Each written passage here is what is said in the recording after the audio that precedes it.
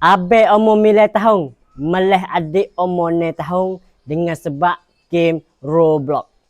Assalamualaikum sasai. Jadi berita ni berlaku benar. Kita ambil berita ni daripada Malaysia sasai. 2 minggu 3 minggu lepas hari tu berita ni geger juga di belah Malaysia sasai.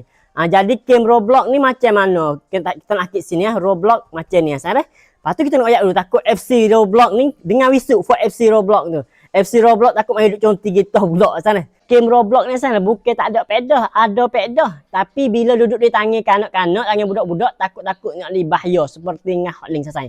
Supaya kalau tak nak banding mudah-mudah sana, supaya ngah pisah lah kalau duduk di orang tua tak ada apa. Kalau duduk di tangan budak tu takut-takut nak jadi bahaya. Kalau orang tua sana, kalau orang ada warung atau warung ada akan fikir dah sana, we berde buat ada apa lagi. Gitulah kita kalau tak nak banding mudah-mudah. Jadi jangan ada conti gitu. Hot ni tujuan kita nak apa ni nak we put ingatan, we utahon kepada ibu bapa. Ya katalah ibu bapa hak ada anak kecil-kecil sana. Lalu itulah sana kita buat video macam ni supaya tu auto tulah sana.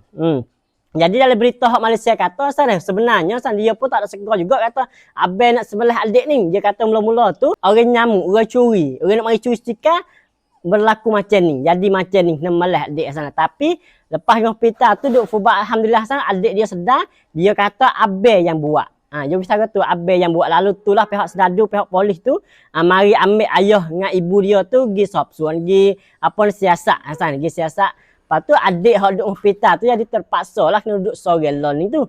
Duduk sore. Lepas pada tu tahu punya khabar kata berkaitan dengan game Roblox. Jadi adik tu dengan sebab dia sebelah tu dia nak dadu goyak macam ni. Dia nak beza tak boleh antara apa dunia game dengan dunia sebenar. Dia kata ada pengaruh misi dari game Roblox. Dia kata macam tu asal.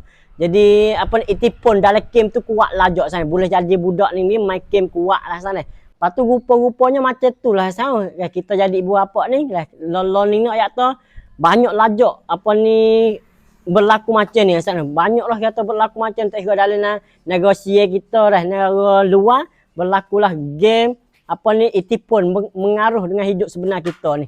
Banyak sana. Ada lepas tu tambah-tambah lagi dalam game tu sana ada kita cari maklumat tu dia ada penipu juga, ada mik cacip juga masuk app friend dalam game tu ajak pergi kepada apa ni masuk dalam klum. Hak kita kenal tu masuk dalam klum dalam Discord sana. Discord ni kalau kita nak kecek pun kita biasa buat klik dah. Lepas tu dia mau contoh banyak juga sebab tu kita royak dia kata Discord ni app dia tu tak ada apa ni tak ada bahaya tapi isi dalam tu apa ni ada kebahayaan sana. Jadi kita nak royak sebenarnya sana semua game tu bagi budak tu akan bahaya sana. Harap orang tua seperti kita pun dah jadi orang tua dah.